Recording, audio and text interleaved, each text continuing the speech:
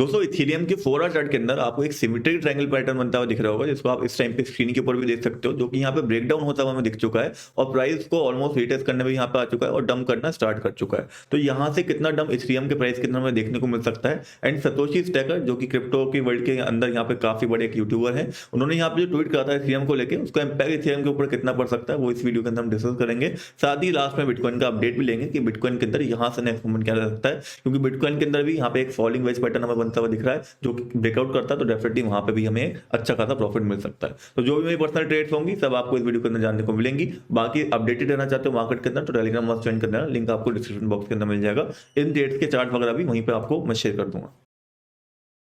तो first of all यहाँ पे हम बात करेंगे इथेरियम की 4 आवर चार्ट के बारे में। आप नॉर्मली यहाँ पे देख सकते हो, नॉर्मली 4 आवर चार्ट यहाँ पे खोलोगे तो आपको सिंपल पता चलेगा एक सिमेट्रिक ट्रायंगल था जो ब्रेकआउट करा था, ब्रेकडाउन करा था। यहाँ पे ब्रेकडाउन करने के बाद यहाँ पे प्राइस को रिटेस्ट करने और यहाँ पे एक कैंडल बना दी, जिसको हम यहाँ पे हैमर के अंदर भी देख सकते हैं। और साथ ही ये पैटर्न आपको नेगेटिव साफ ही साफ दिख रहा होगा यहाँ पे। इसके बाद यहाँ पे जनरली हमें डंप देखने को मिलता है 4 आवर चार्ट के हिसाब से, ये चीज हमें देखने को मिलती है।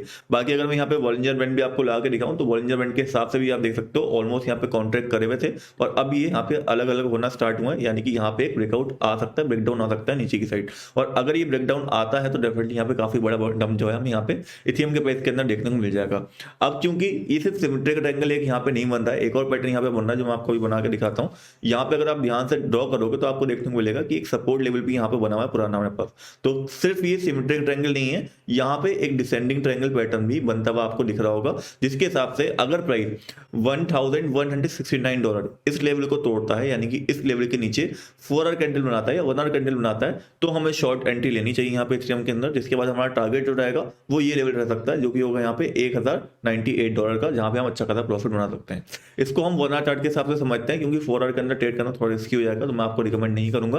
1 आवर चार्ट को देखते हुए आपको सिंपल ट्रेड करना है। सिंपल सा लेवल है 1174, जिसको हम बोलते हैं $1174 का। इसके नीचे जैसे ही यहाँ पे 1 आवर कैंडल क्लोजिंग मिलेगी हमें, 1 आवर कैंडल यहाँ पे जैसे ही क्लोज करेगी हम शॉर्ट एंट्री एक बना सकते हैं। अपना स्टॉप लॉस यहाँ पे ऊपर रहेगा और अपना टारगेट यहाँ पे जब 5% का हमें मिल सकता है, जो कि एक बहुत बड़ा टारगेट होता है, और हम यहाँ पे क्लोज कर सकते हैं ट्रेड को $1103 के आसपास। तो इस तरीके से यहाँ पे ट्रेडिंग स्ट्रेटजी बन रही है इथेरियम के अंदर, जिसको आसानी से लिया जा सकता है। उसके अलावा अगर यहाँ पे कोई अच्छा पैटर्न बनता है, यानी कि प्राइस यहाँ पे आता है, सपोर्ट बनाता है, इस टाइप की कोई हमें ग्रीन कैंडल देखने को मिलती है बुलिश वॉल्यूम के साथ, तो यहाँ पे एक बाय भी बनाया जा सकता है इस लेवल पे, जो कि एक सपोर्ट लेवल है $1174 का। तो इस लेवल के ऊपर आपको नजर रखनी है, या तो इसका ब्रेकडाउन हो यहाँ पे तो हम यहाँ पे शॉर्ट लेने जाएं, या फिर इस सपोर्ट को प्राइस होल्ड कर ले, यहाँ पे एक अच्छी कैंडल बना दे ग्रीन कैंडल, या फिर कोई अच्छा पैटर्न बन जाए मॉर्निंग स्टार वगैरह, जिससे हम यहाँ पे बाइंग कर सके। तो इस लेवल पे आपको नजर रखना है, ध्यान से देख लो, लेवल $1172 के आसपास का ये लेवल है, जिसको आप यहाँ पे इस टाइम पे नजर रख सकते हो। उसके अलावा डेफिनेटली यहाँ पे इथेरियम के अंदर यहाँ पे जो पैटर्न बन रहा था वो सिमेट्रिक ट्रायंगल था, लेकिन यहाँ पे 2 पैटर्न एक साथ बन रहे थे, इसलिए मैंने उसको यहाँ पे मैच नहीं करा। चाहता तो यहाँ से भी शॉर्ट लिया जा सकता था, बट वो थोड़ा ज्यादा रिस्की हो जाएगा, तो मैं पर्सनली उसको यहाँ पे रिकमेंड नहीं करूंगा। इस लेवल के ब्रेकआउट होने के बाद डेफिनेटली यहाँ पे आप जा सकते हो ट्रेड लेने, अगर आप लेना चाहते हो तो आपकी मर्जी, मैं पर्सनली जाऊंगा। उसके बाद बात करें यहाँ पे इथेरियम के डेली चार्ट के बारे में। डेली चार्ट के हिसाब से अगर हम सपोर्ट लेवल देखें इथेरियम का, जो कि इंपॉर्टेंट है, तो 2 सपोर्ट लेवल है इस टाइम पे इथेरियम के पास, जो मैं यहाँ पे मानता हूँ ज्यादा इंपॉर्टेंट है। पहला लेवल $1000 का, जहां तक मैं मानता हूँ कि प्राइस अगर क्रैश करता तो आता हुआ हमें दिखेगा, और वहां पे हम एक एक्यूमुलेशन भी अपना इथेरियम के अंदर कर सकते हैं और अच्छा लेवल रहेगा। मैं पर्सनली वहां पे बाय करूंगा अगर इथेरियम उस लेवल पे जाता है तो। उसके अलावा $1085 के आसपास भी एक अच्छा लेवल है जो इथेरियम को यहाँ पे सपोर्ट देता है। तो इन 2 लेवल्स पे आप बाय करने का देख सकते हो डेली चार्ट के हिसाब से, अगर आप इथेरियम को बाय करने का देख रहे हो। अदरवाइज मैं पर्सनली ट्रेड करूंगा इथेरियम को शॉर्ट, जो यहाँ पे मैंने आपको बताया, अगर ये लेवल ब्रेकडाउन यहाँ पे होता है तो, और यहाँ पे सपोर्ट लेता है तो यहाँ पे लॉन्ग भी करा जा सकता है 1 आवर चार्ट को देखते हुए, बट ये शॉर्ट टर्म ट्रेड होगा तो इसको शॉर्ट टर्म ही रखना। नेक्स्ट यहाँ पे हम बात करें कि सतोशी स्टैकर ने, जो कि क्रिप्टो इन्फ्लुएंसर है काफी बड़े, उन्होंने क्या लिखा है इथेरियम के बारे में, जिसके वजह से इथेरियम के अंदर एक सडन डंप आया था।